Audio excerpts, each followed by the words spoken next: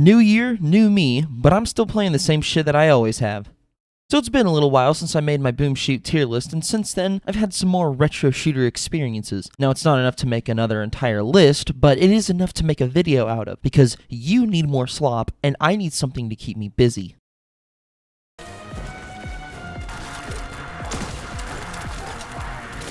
This one has a bit of an asterisk because when I made the tier list, I'd only played episode 1, then I made these 2 videos, but never covered episode 3. So what did I think of it? It was pretty good. I wouldn't say it was more of the same, but it did introduce the least amount of new shit. It was mainly just better levels. Although the same problem from episode 2 did persist in episode 3, that being, these levels are long as fuck. Every one of these is like a 20 to 30 minute commitment, which some people may like, but I personally find it draining. This was especially the case in the 2 levels right before the last one. They just drag on and on, man. It's fucking nuts. The worst it gets is the Maw boss fight, which has 3 parts, each of which has a multiple phases. It's cool, don't get me wrong, but when you play it on higher difficulties, it can get very frustrating if you make the slightest mistake and get hit by one projectile traveling through the air at Mach 10 and you die, because then you have to start that whole part of the fight over again. But you get chainsaw arms, so S tier. In fact, it's going above everything else. Yes, even Dusk.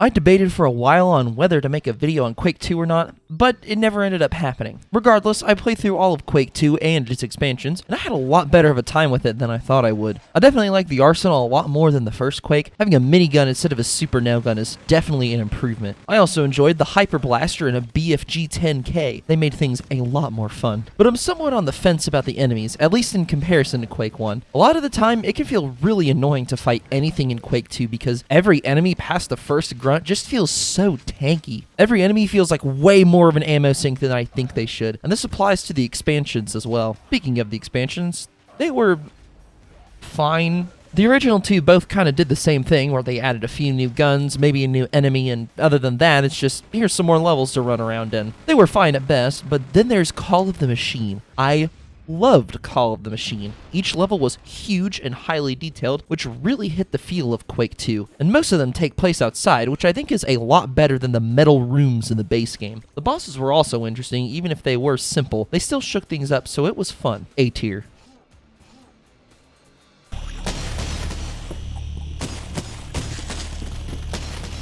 Holy shit, it's Cultic! Everyone's been screaming at me to play this, and I finally caved. And you know what? Yeah, it was pretty good. This is, to my knowledge, the first true successor to Blood, not only in the way of theme, but in gameplay. Dusk has some similarities to Blood in theming, but it plays more like Quake. Dread Templar is the same in this regard. Anyway, Cultic was really fucking cool. I enjoyed the weapon upgrading, and the levels were all very large and very detailed. What I didn't like, however, were the bosses. There's not many, but the ones that are here tend to just kind of be annoying, and the final boss of episode 1 is just too easy. That's really my only complaint. The rest was, good, but my favorite part was the interlude. This takes place 2 months after the end of episode 1, and you play as a police officer that just so happens to be at the station when the cultists arrive and start fucking shit up. Throughout this one level, you have a smaller arsenal of weapons overall, but instead of the pistol and double barrel, you get the revolver and the semi-auto shotgun. The shotgun I can pass up, it's kind of just another shotgun, but the revolver... This is a thing of beauty, and I hope it's available in episode 2. B tier only because it's not finished.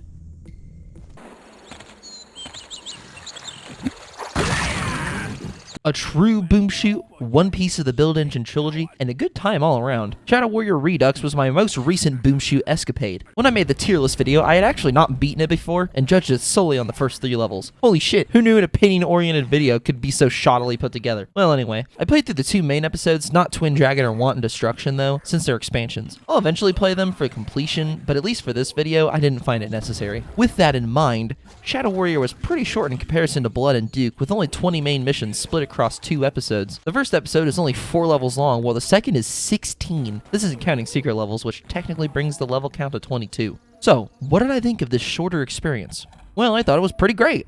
I loved how the katana stays relevant with its high power, and the ludicrous explosions made for a good time. The one thing that kind of annoyed me though is this game is a lot more secret-oriented than Blood or Duke, and the way that the path forward is sometimes a little more cryptic than usual. It's not anything super hard, but for a first playthrough, there was a few times where I was left running around wondering what to do. Still though, good game, I'd still recommend it, and I think it will stay where it's at on the tier list.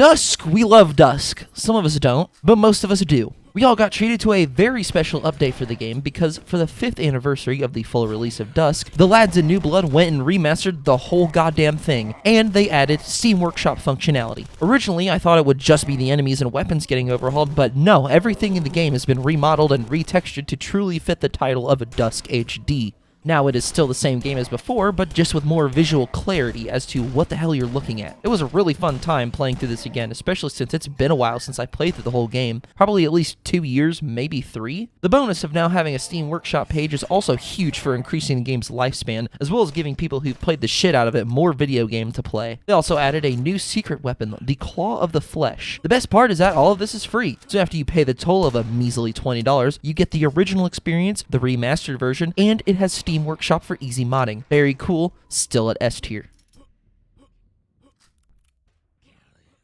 Well, there we are. Another boom shoot video made, another group of 30-year-olds enraged. Do you subscribe? The biomechanical drip feeder implanted in my brain will give me a drop of dopamine for every new subscriber, and if I don't get more, I may perish. More content is on the way, so do be prepared.